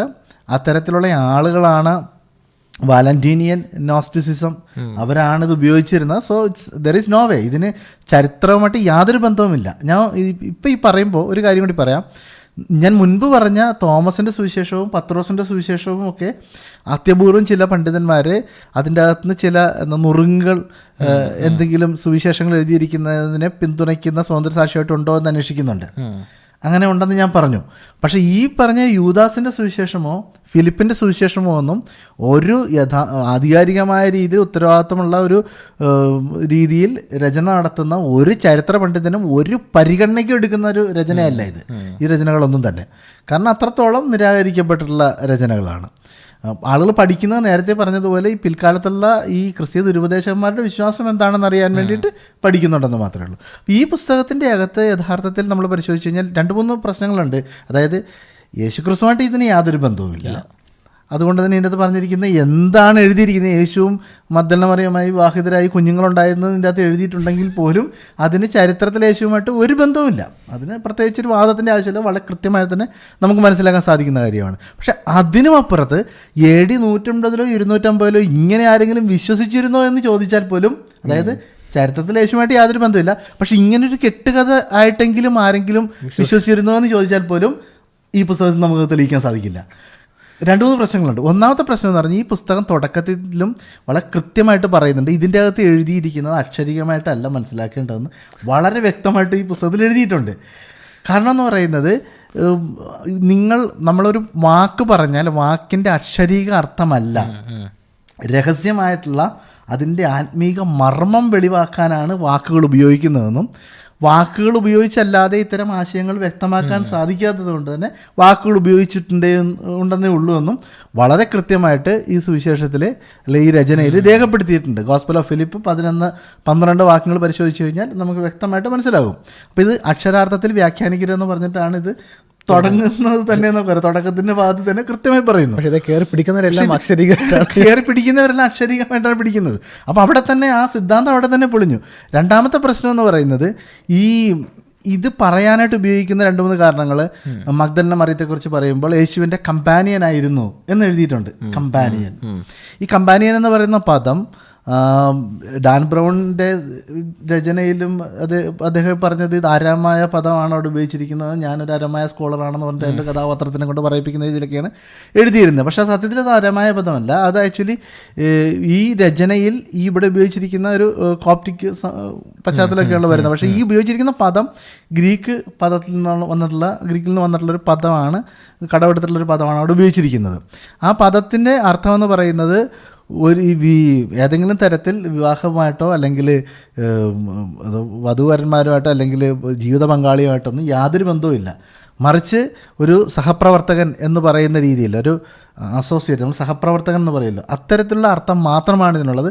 അതല്ലാതെ അവിടെ ഉപയോഗിച്ചിരിക്കുന്ന പദത്തിന് ഈ ഭാര്യാഭർത്തൃ ബന്ധവുമായിട്ടോ കാമുക ബന്ധമായിട്ടോ പറയുന്ന തരത്തിലുള്ള ഒരർത്ഥവും അതിൻ്റെ മൂലഭാഷയിലില്ല. അപ്പോൾ അതാണ് രണ്ടാമത്തെ പ്രശ്നം. ഇപ്പോൾ ഈ കമ്പാനി എന്നുള്ള പദം ഉപയോഗിച്ചിട്ടാണ് ഇവരിത് കൊണ്ടുവരുന്നത്. അപ്പോൾ അത് രണ്ടാമത്തെ. മൂന്നാമത്തെ പ്രശ്നം എന്താണെന്ന് വെച്ച് കഴിഞ്ഞാൽ, ഇവിടെ ഇവർ തമ്മിൽ, യേശുവും മഗ്ദലന മറിയവും തമ്മിൽ എന്തെങ്കിലും ഒരു ബന്ധം ഉണ്ടായിരുന്നു എന്ന് കാണിക്കാൻ വേണ്ടി അവർ ഉപയോഗിക്കുന്ന ഒരു ഭാഗം എന്ന് പറയുന്നത്, മഗ്ദലന മറിയത്തെ യേശു ചുംബിച്ചു എന്ന് പറയുന്ന ഒരു പ്രയോഗം അവിടെയുണ്ട്. അപ്പം അതാണ് ഇവരെടുത്തുകൊണ്ട് വരുന്നത്. പക്ഷെ അവിടെ നമ്മൾ വായിച്ചു കഴിഞ്ഞാൽ ആ ഭാഗത്ത് ഒരുപാട് കാര്യങ്ങൾ അവിടെ മിസ്സിങ് ആണെന്ന് പറഞ്ഞാൽ, പൂർണ്ണമായിട്ടും അവിടെ എന്താണ്, ഏത് തരത്തിലുള്ള ചുംബനമാണെന്ന് വ്യക്തമാക്കുന്ന ഒന്നും തന്നെ അവിടെ ഇല്ല. അതിൻ്റെ ഇടയിലുള്ള പദങ്ങളെല്ലാം ആ ഗോസ്പലിൽ നിന്ന് മിസ്സിങ് ആണ്. ഇവർ സങ്കല്പിച്ചുണ്ടാക്കുകയാണ് അധരത്തിൽ ചുംബിച്ചു എന്നാണ് അവിടെ എഴുതിയിരിക്കുന്നത് എന്നുള്ളത്. ആ അധരത്തിൽ എന്ന് പറയുന്ന സംഗതി അവിടെ ഇല്ല. യേശുവിൻ്റെ കാൽക്കൽ ചുംബിച്ചു എന്ന് ഇത് സുവിശേഷത്തിൽ എഴുതിയിട്ടുണ്ട്. അപ്പോൾ കാൽക്കൽ ചുംബിക്കാം, ഓക്കെ. ഇനി യേശു ചുംബിച്ചു എന്ന് പറഞ്ഞാലും അത് ആദരവോടുകൂടിയുള്ള ഏതെങ്കിലും ചുംബനമായിരിക്കാം ആ എഴുതിയാൽ രേഖപ്പെടുത്തിയിട്ടുള്ള. പല പണ്ഡിതന്മാരും പറയുന്നത് കാൽക്കൽ ചുംബിച്ചു എന്നുള്ളതാണ് അവിടെ ഉണ്ടായിരുന്നിരിക്കാൻ സാധ്യത എന്നാണ് പറയുന്നത്. പക്ഷേ അവിടെ എവിടെയാണ് ചുംബിച്ചത് എന്ന് ചോദിച്ചാൽ അവിടെ ഇല്ല. അവിടെ ചുംബിച്ചു എന്നുണ്ട്, പക്ഷേ ബാക്കി ആ പദം അവിടെ ഇല്ല. അപ്പോൾ ഇത് സങ്കല്പമാണ്. അധരത്തിൽ ചുംബിച്ചു എന്ന് അവരങ്ങ് സങ്കല്പിക്കുകയാണ്. അപ്പോൾ യഥാർത്ഥത്തിൽ ഇതിൻ്റെ അർത്ഥം എന്താണെന്നൊക്കെ ആ പുസ്തകത്തിൽ തന്നെ പറയുന്നുണ്ട്. അതിൻ്റെ 59 വളരെ കൃത്യമായിട്ട് പറയുന്നുണ്ട്. ഈ പറയുന്ന ഇത്തരത്തിലുള്ള ചുംബനം എന്നതുകൊണ്ട് അവർ ഉദ്ദേശിക്കുന്നത് എന്താണെന്ന് വെച്ചാൽ, അടിസ്ഥാനപരമായിട്ട് ഞാൻ കൂടുതൽ വിശദീകരിക്കുന്നത് എൻ്റെ ആശയം മാത്രം പറഞ്ഞു വിടാം. അതായത് ഈ ശ്വാസമാണല്ലോ ജീവൻ നൽകുന്നത്, ശ്വാസമാണ് ജീവൻ നൽകുന്നത്. അപ്പം ഈ മഗ്ദലന മറിയത്തിന് ഒരു എന്താ പറയുക, ഏറ്റവും ശ്രേഷ്ഠയായ ഒരു ശിഷ്യയായിട്ട്, യേശുവിൻ്റെ അനുഗാമിയായിട്ടാണ് അവതരിപ്പിച്ചിരിക്കുന്നത്. അപ്പോൾ യേശു ചുംബിച്ചു എന്ന് പറഞ്ഞു കഴിഞ്ഞാൽ അവിടെ ഉദ്ദേശിക്കുന്ന ആ ശ്വാസം ഈ വ്യക്തിയിലേക്ക് പകരപ്പെടുമ്പോൾ ആ വ്യക്തിക്ക് ജീവൻ ലഭിക്കുന്നു. ഇത്തരത്തിലൊക്കെയുള്ള ജ്ഞാനവാദപരമായ ഒരു ആശയമാണ് അവിടെ പ്രതിഫലിപ്പിക്കുന്നത്. അത് ആ പുസ്തകത്തിൽ തന്നെയുള്ള മറ്റു പല ഭാഗങ്ങളിൽ നിന്നും വളരെ വളരെ വ്യക്തമാണ്. അല്ലാതെ ആ പറഞ്ഞിരിക്കുന്ന ചുംബിച്ചു എന്ന് പറഞ്ഞിരിക്കുന്ന പദത്തിന് പോലും ഏതെങ്കിലും ഒരു തരത്തിലുള്ള വൈവാഹിക ബന്ധമായിട്ടോ അല്ലെങ്കിൽ നമ്മൾ ചിന്തിക്കുന്ന രീതിയിലുള്ള കാമുക ബന്ധമായിട്ടോ ഒന്നുമുള്ള ഒരർത്ഥം ഇല്ല എന്ന് ആ പുസ്തകത്തിൽ തന്നെ വളരെ വ്യക്തമായിട്ട് നമുക്ക് മനസ്സിലാക്കാൻ സാധിക്കും. അപ്പം അവിടെ ഉദ്ദേശിച്ചിരിക്കുന്ന ഈ മനസ്സിലായി. ഇതുകൊണ്ടാണ് അവർ തുടക്കത്തിൽ തന്നെ അവർ പറഞ്ഞത് അക്ഷരികമായിട്ട് വായിക്കരുത്. അപ്പോൾ ചുംബിച്ചു എന്ന് പറഞ്ഞതിനും വ്യാഖ്യാനം ആ പുസ്തകത്തിൽ തന്നെ വളരെ വ്യക്തമായിട്ട് നമുക്ക് മനസ്സിലാക്കാൻ സാധിക്കും. അത് വേറൊരു അർത്ഥത്തിലാണ്. ഒരു ജീവശ്വാസം നൽകുക എന്നൊക്കെ പറയുന്ന പോലത്തെ ഒരു ആശയം, ഒരു ജ്ഞാനവാദപരമായിട്ടൊരു ആശയം സ്ഥാപിക്കാൻ വേണ്ടിയിട്ടുള്ളൊരു പ്രയോഗമാണിത്. അപ്പോൾ ഈ ഗോസ്പൽ ഓഫ് ഫിലിപ്പിൻ്റെ രണ്ട് രീതിയിലുള്ള പ്രശ്നം നമ്മളിപ്പോൾ കവർ ചെയ്തു. ഒന്ന്, ചരിത്രപരമായ ഒരു രേഖയല്ല, ചരിത്രപരമായിട്ട് ക്രിസ്തുവിനെ പറ്റി അറിയാൻ, ചരിത്രപരമായ വസ്തുക്കൾ അറിയാൻ വേണ്ടി ഉപയോഗിക്കാൻ പറ്റുന്ന ഉതകുന്ന രീതിയിലുള്ള രേഖയല്ല. അത് മാത്രമല്ല, ഇതിനെ പെഡൽ ചെയ്തുകൊണ്ട് ചില കഥകൾ കെട്ടിച്ചമയ്ക്കാൻ ശ്രമിക്കുന്നവർക്ക് പോലും ഈ പുസ്തകത്തിൽ നിന്ന് ഈ രീതിയിലുള്ള കഥകൾ കെട്ടിച്ചമയ്ക്കാൻ സാധിക്കില്ല. രണ്ട് രീതിയിലുള്ള പ്രശ്നങ്ങൾ ഈ പുസ്തകം മുറുകെ പിടിക്കുന്നവർക്ക് ഉണ്ട്. അപ്പം ഈ പുസ്തകം പൂർണ്ണമായിട്ടും ഒരു സാങ്കല്പിക രചനയാണ്. അതിന് ചരിത്രമായിട്ട് ബന്ധമില്ല. ഇനി ഇവർ അതിൻ്റെ അകത്ത് നിന്ന് മെനഞ്ഞെടുക്കാൻ ശ്രമിക്കുന്ന കാര്യങ്ങൾ പോലും അതിലില്ല എന്നുള്ളതാണ് നമ്മളിപ്പോൾ കണ്ടു കഴിഞ്ഞത്. ഒരു ഘട്ടത്തിൽ പോലും ഇതിനെ ഏതെങ്കിലും തരത്തിലുള്ള കാനോനികമായിട്ടുള്ള ഒരു രചനയായിട്ട് പരിഗണിക്കാൻ ആരെങ്കിലും താല്പര്യപ്പെടുകയോ അത്തരത്തിലുള്ള എന്തെങ്കിലും പരിഗണന ലഭിക്കുകയോ അത്തരത്തിലുള്ള എന്തെങ്കിലും ചർച്ചകൾ അതിനെക്കുറിച്ച് നടക്കുകയോ ഒന്നും തന്നെ ഉണ്ടായിട്ടില്ല. അപ്പോൾ ആ നിലയിൽ ഫിലിപ്പിൻ്റെ സുവിശേഷം നമുക്ക് വളരെ കൃത്യമായിട്ട് തന്നെ അപ്പോക്രിഫ സുവിശേഷം അത് തള്ളിക്കളയാവുന്നതാണ്. അതിന് ചരിത്രപരമായി യാതൊരു പ്രസക്തിയുമില്ല, പിന്നെ ചിലരുടെ ഭാവനയിലുള്ള പ്രസക്തിയുമില്ല എന്ന് പറഞ്ഞുകൊണ്ട് നമുക്ക് അടുത്ത സുവിശേഷത്തിലേക്ക് കിടക്കാം. ഇപ്പോൾ നമ്മൾ കവർ ചെയ്തത് ഇങ്ങനത്തെയുള്ള യേശു തൻ്റെ പബ്ലിക് മിനിസ്ട്രി കാലഘട്ടത്തിലുള്ള സുവിശേഷങ്ങളെ പറ്റിയാണ് നമ്മൾ പരാമർശിച്ചത്. ഇതല്ലാതെ മറ്റ് ചില ഒരു കാറ്റഗറിയുള്ള സുവിശേഷമാണ് ഇൻഫൻസി ഗോസ്പൽസ് എന്ന് പറയുന്നത്. അത് യേശുവിൻ്റെ പ്രീ ടീൻ പ്രായവും യേശുവിൻ്റെ കുടുംബം, അതായത് മറിയ യോസഫിനെ പറ്റിയുള്ള എഴുതപ്പെട്ട ചില വ്യാജരേഖകൾ അല്ലെങ്കിൽ കെട്ടിച്ചമച്ചോട്ട കുറേ കഥകൾ, ചില ഐതിഹ്യ കഥകളായിട്ട് അടങ്ങുന്ന ചില സുവിശേഷങ്ങളുണ്ട്. അതിൽ പ്രഥമമായിട്ട് രണ്ടെണ്ണം ഉണ്ട്. ഒന്ന് പ്രോട്ടോ ഇവാങ്കലിയം ഓഫ് ജെയിംസും മറ്റൊന്ന് ഇൻഫൻസി ഗോസ്പൽ ഓഫ് തോമസും. ഇത് രണ്ടും നമുക്ക് ജസ്റ്റ് ഓടിച്ചു വിട്ടെന്ന് നമുക്കിതിന് ടച്ച് ചെയ്യാം. ഈ പ്രോട്ടോ ഇവാങ്കലിയം ഓഫ് ജെയിംസ്, ഇത് book of James, infancy gospel of James എന്നൊക്കെയാണ് ഇത് അറിയപ്പെടുന്നത്. ഇതിൻ്റെ സബ് ടൈറ്റിലായിട്ട് കൊടുത്തിരിക്കുന്നത് the birth of Mary the holy mother of God and very glorious mother of Jesus Christ. ഈ സുവിശേഷങ്ങൾ യേശുവിനെ പറ്റി പറയുകയാണെങ്കിൽ പ്രോട്ടോ ഇവാഞ്ചലിയം അല്ലെങ്കിൽ സുവിശേഷത്തിന് മുന്നോടിയായിട്ട് വരുന്നവ എന്ന രീതിയിൽ ഉദ്ദേശിക്കുന്നത് യേശുവിന് മുന്നോടിയായിട്ട് വന്ന മറിയത്തെ പറ്റിയാണ് ഇതിൻ്റെ പ്രൈമറി ഫോക്കസ് കിടക്കുന്നത്.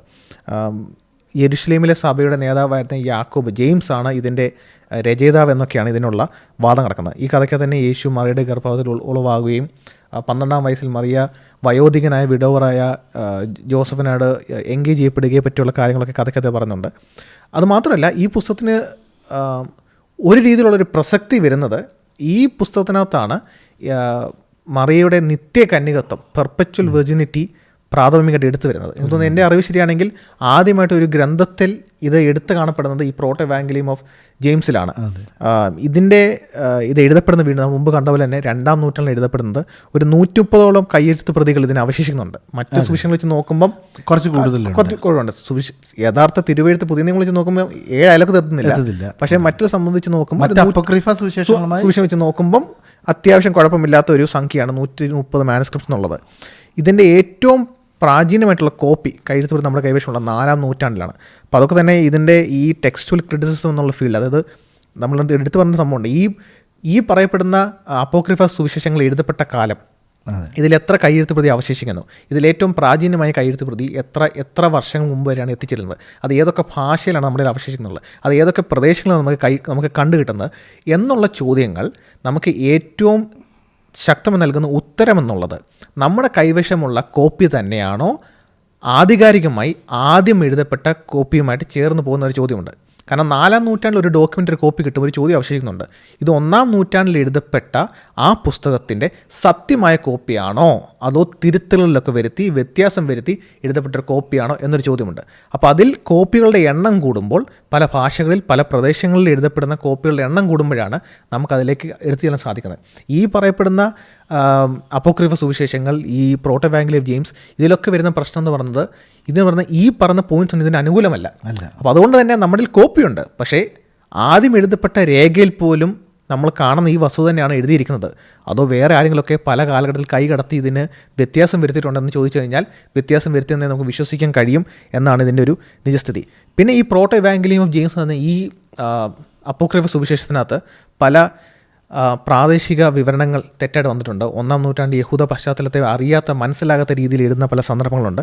അതുമാത്രമല്ല 3-ാം നൂറ്റാണ്ടിൽ ഒറിജിൻ ഇതിനെ തള്ളിക്കളയുകയും 5-ാം നൂറ്റാണ്ടിൽ റോമൻ കത്തോലിക്ക സഭ പോപ്പായിട്ട് കാണുന്ന പോപ്പ് ഗലാസിയസ് ഇതിനെ കണ്ടം ചെയ്യുകയും ഇതുമായിട്ട് കത്തോലിക്കർക്ക് യാതൊരു ബന്ധം പുലർത്തരുത്, do not engage with it എന്ന് അസന്നിഗ്ധമായിട്ട് അദ്ദേഹം അതിനെപ്പറ്റി പറയുകയും ചെയ്യുന്നുണ്ട്.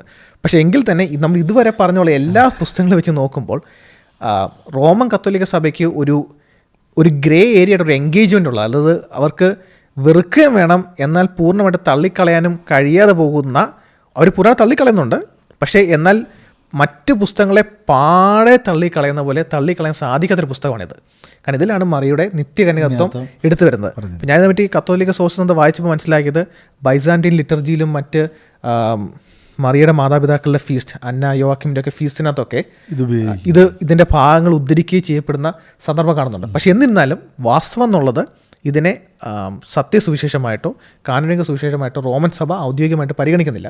പക്ഷെ മറിയുടെ നിത്യകന്യകത്വം പ്രാഥമികമായിട്ട് എഴുതപ്പെട്ട ഒരു പുസ്തകം എന്ന രീതിയിൽ ആ മരിയ വിജ്ഞാനത്തിനൊരു കത്തോലിക്ക സഭയിൽ ഒരു പ്രാതിനിധ്യം ഉള്ളതുകൊണ്ട് ഈ പുസ്തകത്തിന് അവരൊരു എംഫസിസ് അവിടെ കൊടുക്കുന്നു എന്നാണ് നമ്മൾ കാണാൻ സാധിക്കുന്നത്.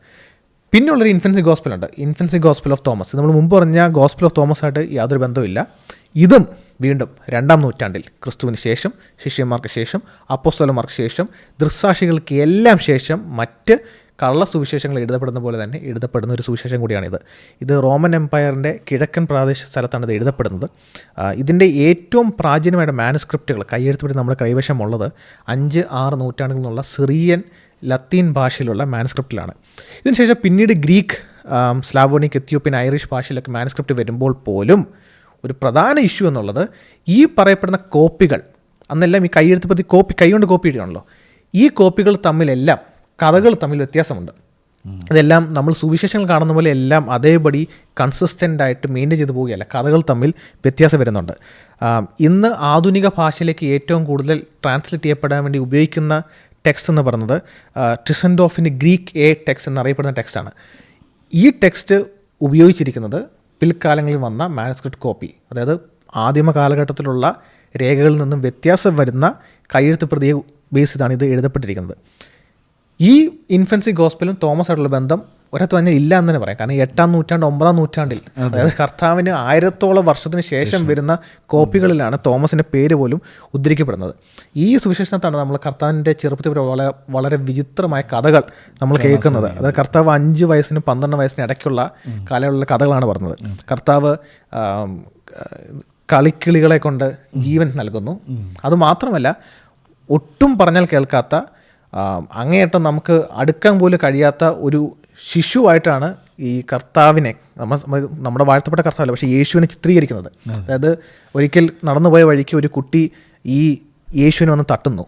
അപ്പോൾ യേശു ശപിച്ച് ആ ശിശുവിനെ കൊല്ലുന്നു. പിന്നീട് ഞാൻ വായിച്ചത്, ഇങ്ങനെ ഇത് യേശു ചെയ്യാൻ തുടങ്ങിയപ്പം അവിടെയുള്ള പ്രദേശവാസികൾക്കെല്ലാം പേടിയായി.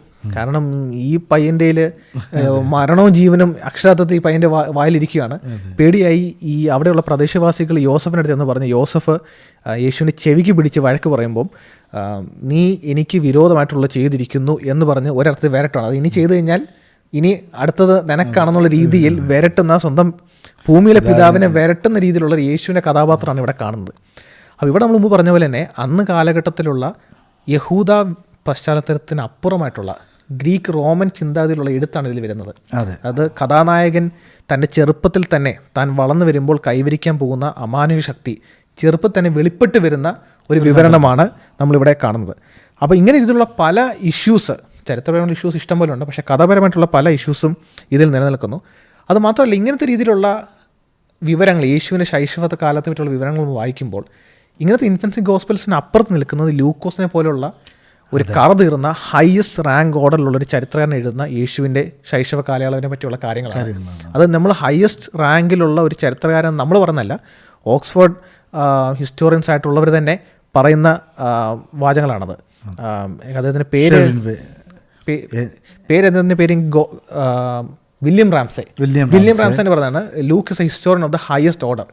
അത്ര പ്രഗത്ഭനായ ഒരു ചരിത്രകാരൻ എഴുതുന്ന ക്രിസ്തുവിൻ്റെ ശൈശവ കാലഘട്ടത്തിലെ സംഭവങ്ങൾ ഒരു വശത്ത് നിൽക്കുന്നു. ഇതിനപ്പുറത്ത് 100-200 വർഷത്തിന് ശേഷം ആരാണ്ടൊക്കെ എഴുതി വെച്ച ഒരു കഥകൾ മറുവശം നിൽക്കുന്നു. അപ്പോൾ നമ്മൾ കാണുന്നത്, നമ്മൾ മുമ്പ് പറഞ്ഞ പോയിന്റിലേക്ക് ഒന്നുകൂടി വരികയാണ്. നമ്മൾ ഈ സുവിശേഷങ്ങളെയൊക്കെ ആദിമസഭ തള്ളിക്കളയുന്നു. കാരണം അവർക്കറിയാം ഇത് അപ്പോസ്തോലികമായിട്ടുള്ള കരുത്ത് വരുന്നതല്ല, ഇത് ദൃക്സാക്ഷികളിൽ നിന്ന് വരുന്ന സംഭവങ്ങളല്ല, ഇത് പിന്നീട് പല കാലഘട്ടത്തിൽ ആരാണ്ടൊക്കെ എവിടെയൊക്കെയോ ഏതൊക്കെ കള്ളപ്പേരിൽ എഴുതി വെച്ച് വരുന്ന ചില പുസ്തകങ്ങൾ. അതുമാത്രമല്ല, പുതിയ നിയമത്തിലെ സുവിശേഷങ്ങൾ, യേശുവിൻ്റെ ജീവിത ചരിത്രം രേഖപ്പെടുത്തുന്ന സുവിശേഷങ്ങൾ സത്യം തന്നെയോ, അവ വസ്തുതാപരം തന്നെയോ, അവ ചരിത്ര പുരുഷനായ ക്രിസ്തുവിനെ പറ്റിയാണോ പറയുന്നത് എന്ന് ചോദിച്ചു വരുമ്പോൾ നിരീശ്വരവാദികൾ അതിനെ പല രീതിയിൽ അതിനെ ഹരിച്ചും ഗുണിച്ചും വിശകലനം ചെയ്യുമ്പോൾ അതിൻ്റെ 1/7 പോലും അവർ അവിടെ ഉപയോഗിക്കാതെയാണ് ഈ പുസ്തകങ്ങളെ പൂർണ്ണമായിട്ട് കൈക്കൊള്ളുവാൻ അവരിറങ്ങിത്തിരിക്കുന്നത്. അതുതന്നെയാണ് ഇതിനോടുള്ള ഒരു ഇരട്ടത്താപ്പ്, മുമ്പ് പറഞ്ഞ ഇരട്ടത്താപ്പ് അവിടെ പ്രകടമാക്കുന്നത്. ഇതിലേക്ക് നമ്മൾ ലാസ്റ്റ് പോയിന്റിലേക്ക് പറഞ്ഞുതരാൻ ഉദ്ദേശിക്കുന്ന ഒരു സംഭവം എന്നുള്ളത്, ഈ പറഞ്ഞു വരുന്ന ഇൻഫൻസി ഗോസ്പൽസിലെ ചില സംഭവങ്ങൾ മറ്റേതെങ്കിലും ഇതര ഏകദൈവ വിശ്വാസങ്ങളുടെ ഗ്രന്ഥങ്ങൾ എവിടെയെങ്കിലും നമ്മൾ കാണേണ്ടി വരുന്നുണ്ടോ? അതിൻ്റെ സ്വാധീനം എവിടെയെങ്കിലും കാണുന്നുണ്ടോ? അല്ലെങ്കിൽ മറ്റേതെങ്കിലും വിശ്വാസങ്ങൾ നമ്മൾ കാണുന്നുണ്ടോ?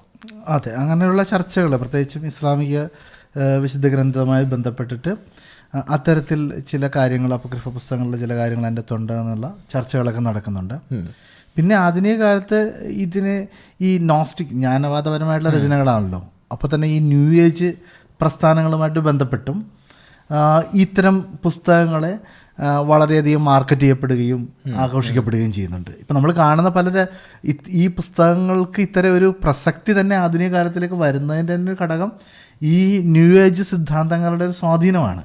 അപ്പോൾ അവർക്ക് യോജിക്കാൻ പറ്റുന്ന ഒന്ന് ഇതാ കിട്ടിയിരിക്കുന്നു, യേശു തന്നെ പറഞ്ഞിരിക്കുന്നു എന്ന് പറയുമ്പം, പ്രത്യേകിച്ചും പാശ്ചാത്യ ലോകത്തുള്ളവർക്ക് യേശുവിൻ്റെ സ്വാധീനം നമുക്കറിയാമല്ലോ. അപ്പോൾ യേശു തന്നെ ഈ പറയുന്ന ന്യൂ ഏജ് ടൈപ്പ് സിദ്ധാന്തങ്ങൾ, നിൻ്റെ ഉള്ളിലെ നീ തന്നെ കണ്ടെത്തുക എന്നൊക്കെ പറയുന്ന പോലെ, നിൻ്റെ ദൈവത്വത്തെ നീ തന്നെ കണ്ടെത്തുക എന്നൊക്കെ പറയുന്ന ആശയം യേശു പറഞ്ഞു എന്നുള്ള ഒരു ആശയം എവിടെയെങ്കിലും കിട്ടിക്കഴിഞ്ഞാൽ അത് അവർക്ക് ആഘോഷിക്കാൻ ഏറ്റവും നല്ല അവസരം. അപ്പം അവരുടെ ഇടയിൽ ഇത്തരം രചനകൾക്ക് കുറച്ച് സ്വാധീനവും പ്രാധാന്യമൊക്കെ ഉണ്ട്. ബട്ട് അതർവൈസ് ഈ സുവിശേഷങ്ങളെ സംബന്ധിച്ചിടത്തോളം ആദിമ നൂറ്റാണ്ടുകളിൽ തന്നെ വളരെ കൃത്യമായിട്ട് ആ സുവിശേഷങ്ങളോട് എന്തെങ്കിലും വിരോധമുള്ളതുകൊണ്ടല്ല, അതിൻ്റെ ഉള്ളടക്കങ്ങൾ ആദിമ ക്രിസ്തീയ വിശ്വാസികൾ തന്നെ വളരെ സൂക്ഷ്മമായി പരിശോധിക്കുകയും, വളരെ സൂക്ഷ്മമായി ഓരോ വരികളും എന്ന് പറയത്തക്ക രീതിയിൽ തന്നെ അവരെടുത്ത് പരിശോധിക്കുകയും അത് ആധികാരികമല്ല എന്ന് കണ്ടെത്തുകയും അതിലെ ദൈവശാസ്ത്രത്തിൻ്റെ അപാകതകൾ എന്തൊക്കെയാണെന്ന് വളരെ സൂക്ഷ്മമായ വിമർശനങ്ങൾക്ക് വിധേയമാക്കുകയും ചെയ്തതുകൊണ്ട് തന്നെ അക്ഷരാർത്ഥത്തിൽ നമുക്ക് ഖണ്ഡിക്കപ്പെട്ടു എന്ന് പറയാവുന്ന ആശയങ്ങളാണ് അവയിൽ ഉൾക്കൊണ്ടിരിക്കുന്നത്. അത്തരത്തിൽ വളരെ വ്യക്തമായ നിലയിൽ ഖണ്ഡനത്തിന് വിധേയമാക്കപ്പെട്ടതുകൊണ്ട് തന്നെ പിൽക്കാലത്തേക്ക് നിലനിൽപ്പില്ലാത്ത രീതിയിൽ ഇത്തരത്തിലുള്ള ആശയങ്ങളും ആ പുസ്തകങ്ങളുടെ പ്രചാരം, ഇപ്പം നേരത്തെ ബ്രദർ പറഞ്ഞത് ഒരു പ്രധാനപ്പെട്ട ഒരു കാര്യമാണ് ജേക്കബ് പറഞ്ഞത്, അതായത് ഈ കയ്യെഴുത്ത് പ്രതികൾ. അതെ, അത് താരതമ്യപ്പെടുത്തി കഴിഞ്ഞാൽ വളരെ തുച്ഛമായ കഴുത്ത് പ്രതികൾ മാത്രമേ ഉള്ളൂ. ഇപ്പോൾ ജേക്കബ് പറഞ്ഞ ഒരു പ്രോട്ടോ ഇവാഞ്ചലിയത്തിൻ്റെ കാര്യം പറയുമ്പോൾ 130 പറയുന്നതിൻ്റെ കാരണം എന്ന് പറയുന്നത് കത്തോലിക്ക സഭയ്ക്ക് അത് പ്രാധാന്യമുള്ളത് കൊണ്ട് മാത്രമാണ് അതിന് 130 ഉള്ളത്. അതല്ലെങ്കിൽ നമ്മൾ നേരത്തെ ചിന്തിച്ച ഫിലിപ്പിൻ്റെ സുവിശേഷത്തിനോ യൂദയുടെ സുവിശേഷത്തിനോ ഒക്കെ വളരെ വിരലെണ്ണാവുന്ന കയ്യെഴുത്ത് പ്രതികൾ മാത്രമേ ഉള്ളൂ. അപ്പോൾ എന്തുകൊണ്ടാണ് ആ പുസ്തകങ്ങൾക്ക് പ്രചാരം ലഭിക്കാതിരുന്നത്? കാരണം അതാരും സ്വീകരിച്ചില്ല, അത് തള്ളിക്കളയപ്പെട്ടു. അങ്ങനെ തള്ളിക്കളയപ്പെടാൻ കാരണമാകുന്ന നിലവാരത്തിൽ തന്നെ അതിലെ ആശയങ്ങൾ തെറ്റാണെന്നുള്ളത് ആദിമ ക്രിസ്ത്യാനികൾ വളരെ കൃത്യമായി തന്നെ തെളിയിച്ചിരുന്നു. മാത്രമല്ല നേരത്തെ നമ്മൾ പറഞ്ഞതുപോലെ ഇതിനെ ഇപ്പം നമുക്ക് ധാരാളം പോയിന്റുകൾ നമ്മളിവിടെ പറഞ്ഞിരുന്നു. നമുക്ക് ഏറ്റവും ലളിതമായിട്ട് മനസ്സിലാക്കാൻ സാധിക്കുന്നൊരു കാര്യം ഒന്നുകൂടി ആവർത്തിച്ച് പറഞ്ഞാൽ, യേശുക്രിസ്തു ജനിച്ച് വളർന്ന് ജീവിച്ച് തൻ്റെ ശുശ്രൂഷ ആരംഭിച്ച് തൻ്റെ ശിഷ്യന്മാരുടെ ശുശ്രൂഷ ആരംഭിച്ച് വളർന്നു വന്ന ഒരു മതസാംസ്കാരിക പശ്ചാത്തലമുണ്ട്. അവിടെ യേശുക്രിസ്തു ആരായിരുന്നു? ഒരു യഹൂദ ഗുരു എന്ന് പറഞ്ഞാൽ യേശു ദൈവമാണ്. പക്ഷേ അതിനെക്കുറിച്ചല്ല ഞാൻ പറഞ്ഞത്. ലൗകികമായൊരു കാഴ്ചപ്പാടി ചിന്തിച്ചു കഴിഞ്ഞാൽ പോലും, സാധാരണ ലൗകികമായ കാഴ്ചപ്പാടി ചിന്തിച്ചാൽ പോലും ഒരു യഹൂദ പശ്ചാത്തലത്തിലൊരു യഹൂദ റബ്ബി എന്നാണ് യേശുവിൻ്റെ കാലഘട്ടത്തിൽ യേശുവിനെ മനസ്സിലാക്കിയിരുന്നത്. അപ്പോൾ ഒരു യഹൂദ മതസാംസ്കാരിക പശ്ചാത്തലത്തിൽ ജനിച്ച് വളർന്ന് ജീവിച്ച് അതിൻ്റെ അടിസ്ഥാനത്തിൽ പഴയ നിയമത്തിനെ ആധികാരികമെന്ന് കണക്കാക്കി നമുക്ക് തെളിയിക്കാൻ സാധിക്കും. യേശുക്രിസ്തു പഴയ നിയമത്തിനെ ആധികാരികമായി കണക്കാക്കിയിരുന്ന നമ്മൾ ഒരു കാര്യം നമുക്ക് ചരിത്രപരമായി തെളിയിക്കാൻ പറ്റുന്നൊരു വസ്തുതയാണ്. അപ്പോൾ ആ ഒരു പശ്ചാത്തലത്തിൽ നിന്ന് വന്ന ഒരു വ്യക്തി ഒരിക്കലും പറയാനിടയില്ലാത്ത കാര്യങ്ങളാണ് ഈ ജ്ഞാനമതപരമായിട്ടുള്ള സിദ്ധാന്തങ്ങൾ. അപ്പോൾ ആ ഒരൊറ്റ കാര്യം നിങ്ങൾ മനസ്സിലാക്കിയാൽ മതി. സത്യത്തിൽ അത് മനസ്സിലാക്കാൻ നിങ്ങളൊരു പണ്ഡിതനാകേണ്ട ആവശ്യം പോലും ഇല്ല. ഈ ഒരു അടിസ്ഥാന വസ്തുത മനസ്സിലാക്കിയാൽ തന്നെ നമുക്കറിയാം ഈ സുവിശേഷങ്ങളിൽ കാണുന്ന ഇത്തരത്തിലുള്ള വിചിത്രമായ ആശയങ്ങൾക്ക് യേശുക്രിസ്തുവുമായി യാതൊരു ബന്ധവുമില്ല എന്നുള്ളത്. ഏറ്റവും കുറഞ്ഞ പക്ഷം ഇതെങ്കിലും നിങ്ങളുടെ മനസ്സിൽ നിങ്ങൾ ഉറപ്പിച്ച് മനസ്സിലാക്കുമെന്ന് ഞങ്ങൾ വിശ്വസിക്കുകയാണ്. അപ്പോൾ അതാണ് അതിൻ്റെ ഒരു വസ്തുത. എന്നാൽ നമ്മൾ ഈ സുവിശേഷങ്ങളെക്കുറിച്ച് പറയുമ്പോൾ തന്നെ നേരത്തെ ജേക്കബ് പറഞ്ഞതുപോലെ ഈ കാനോനിക സുവിശേഷങ്ങളുടെ ആധികാരികത ഏറ്റവും ശ്രേഷ്ഠമാണ്. നമ്മൾ ഓൾറെഡി നേരത്തെ ചർച്ച ചെയ്ത് കഴിഞ്ഞൊരു വിഷയമാണ്. അപ്പോൾ അവിടെയാണ് നിങ്ങൾ താരതമ്യം ചെയ്യേണ്ടത്. അപ്പം ഈ കാനോനിക സുവിശേഷങ്ങളെക്കുറിച്ച് നമ്മൾ പറയുമ്പോൾ ഓരോ കാര്യങ്ങളും പറയുമ്പോൾ ഇപ്പം അതിൻ്റെ അകത്ത് സ്ഥലങ്ങളുടെ പേരുകൾ എന്നൊക്കെ നമ്മൾ പറയുമ്പോൾ ഓക്കെ സ്ഥലങ്ങളുടെ പേരുണ്ട്, അതിനെന്താ പ്രത്യേകത? സ്ഥലത്തിൻ്റെ പേര് എന്താ പ്രത്യേകതയെന്ന് നിങ്ങൾ അറിയണമെന്നുണ്ടെങ്കിൽ നിങ്ങൾ ഈ അപക്രിഫ സുവിശേഷങ്ങൾ വായിക്കുമ്പോൾ മനസ്സിലാകും ആ സുവിശേഷങ്ങൾ, ഈ അപക്രിഫ സുവിശേഷങ്ങളിൽ അത്തരത്തിലുള്ളൊരു സാധ്യത കാണുന്നില്ല. അല്ലെങ്കിൽ ഇപ്പം പത്രോസിന്റെ സുവിശേഷത്തിൽ കാണുന്ന പോലെ യഹൂദന്മാർ കല്ലറയുടെ അവിടെ ഉറങ്ങിയെന്നാണ് പറയുന്നത്. അവരൊരിക്കലും അങ്ങനെ ചെയ്യില്ല. എന്തുകൊണ്ടാണ്? അത് അശുദ്ധമാണ്. അതുകൊണ്ട് തന്നെ കല്ലറയുടെ ആ പ്രദേശത്ത് പോയി യഹൂദന്മാരാരും കിടന്നുറങ്ങില്ല. അപ്പം അങ്ങനെ ഒരു പുസ്തകത്തിൽ എഴുതിയിട്ടുണ്ടെങ്കിൽ അതിൻ്റെ അർത്ഥം എന്താണ്? ആ എഴുതിയ വ്യക്തിക്ക് യഹൂദന്മാരുടെ പശ്ചാത്തലത്തെക്കുറിച്ചോ സംസ്കാരത്തെക്കുറിച്ചോ ഒരു അറിവുമില്ലായിരുന്നുള്ളതാണ്. മറിച്ച് നമ്മൾ കാനൂനിക സുവിശേഷങ്ങൾ നോക്കുമ്പോൾ യഹൂദ പശ്ചാത്തലത്തിലുള്ള എല്ലാ വസ്തുതകളും തന്നെ വളരെ വ്യക്തമായും കൃത്യമായതിനും അത് രേഖപ്പെടുത്തിയിരിക്കുന്നു. അപ്പോൾ താരതമ്യത്തിൽ നമ്മൾ വ്യക്തമായി മനസ്സിലാക്കാൻ സാധിക്കും കാനൂനിക സുവിശേഷങ്ങൾ ആധികാരികമാണ്.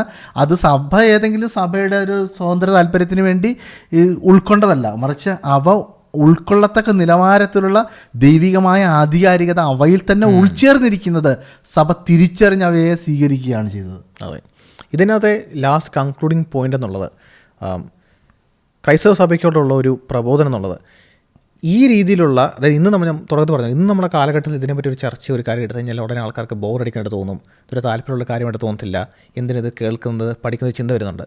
പക്ഷേ ശ്രദ്ധിക്കേണ്ടത് 1-2 നൂറ്റാണ്ടിൽ സഭ ഇങ്ങനെ റിലാക്സ് ചെയ്ത് ഇന്ന് നമ്മൾ കാണുന്ന ഭൂമിയിലുള്ള പല പ്രമുഖ രാജ്യങ്ങളിലും സഭ റിലാക്സ് ചെയ്ത് ഒരു പ്രതികൂലമോ ഒരു പീഡനമോ അനുഭവിക്കാതെ ആരാംസമായിട്ടിരിക്കുന്ന സമയത്ത് ചെയ്യുന്ന കാര്യങ്ങളല്ല. സഭയ്ക്ക് ഇഷ്ടം പോലെയുള്ള പ്രതികൂലങ്ങളും പ്രതിസന്ധികളും പീഡനമെല്ലാം നടന്നുകൊണ്ടിരിക്കുമ്പോൾ ഉപദേശ സത്യങ്ങൾക്കും ദൈവവചനത്തിന് വേണ്ടി നിലകൊണ്ട് നിൽക്കുന്ന ഒരു ആദിമസഭയാണ് കാണുന്നത്. പലപ്പോഴും നമുക്ക് നോക്കുമ്പോൾ ആദിമസഭയുടെ ബഹുമാനം പലരും കാണാറുണ്ട്. കാരണം എന്താണ്? സഭ പീഡനത്തിനോട് ഇടയിൽ നിന്നപ്പോൾ വിശ്വസ്തയോടെ നിന്നു എന്നുള്ളത്. സഭ പീഡനത്തിൻ്റെ ഇടയിൽ നിൽക്കുമ്പോഴും പത്യോപദേശത്തിന് വിശ്വസ്തയോടെ നിൽക്കുകയും പത്യോപദേശം പഠിക്കുകയും അത് കൈമാറുകയും ചെയ്യുന്നതാണ് ആദിമസഭയുടെ യുണീക്ക് പോയിന്റ്. അപ്പോൾ അതുകൊണ്ട് തന്നെ ആദിമസഭയെ റെപ്ലിക്കേറ്റ് ചെയ്യാൻ താല്പര്യമുണ്ടെങ്കിൽ, ആദിമസഭയെ റീഇനാക്ട് ചെയ്യാൻ താല്പര്യമുണ്ടെങ്കിൽ ഈ പത്യോപദേശത്തിൽ മുറുകെ നിൽക്കുക, പത്യോപദേശം മനസ്സിലാക്കാൻ ശ്രമിക്കുക, അതിനുവേണ്ടി നിലകൊള്ളുക, നമ്മളിൽ ഭരമേൽപ്പിച്ചിരിക്കുന്ന പ്രത്യാശയ്ക്ക് പ്രതിവാദം പറയുവാൻ ഒരുങ്ങിക്കൊണ്ട് നിൽക്കുക എന്നൊരു ബോധ്യം നമ്മൾ കൈവരിക്കുന്നുണ്ട്. ആ ബോധ്യം കൈവരിക്കുവാൻ ഈ വ്യാജ സുവിശേഷങ്ങളെ പറ്റി മനസ്സിലാക്കുവാൻ, നമ്മുടെ കൈവശമായിരിക്കുന്ന സത്യസുവിശേഷങ്ങളുടെ ആധികാരികതയും ചരിത്രപ്രസിദ്ധതയും അതിൽ നിറഞ്ഞിരിക്കുന്ന ക്രിസ്തു സന്ദേശവും നിങ്ങൾക്ക് കൂടുതൽ ഉറപ്പോടെ നിങ്ങൾക്ക് മനസ്സിലാക്കാൻ സാധിച്ചു എന്ന പ്രതീക്ഷയോടെ ഞങ്ങൾ ഈ ഒരു വീഡിയോ അവസാനിക്കുന്നു.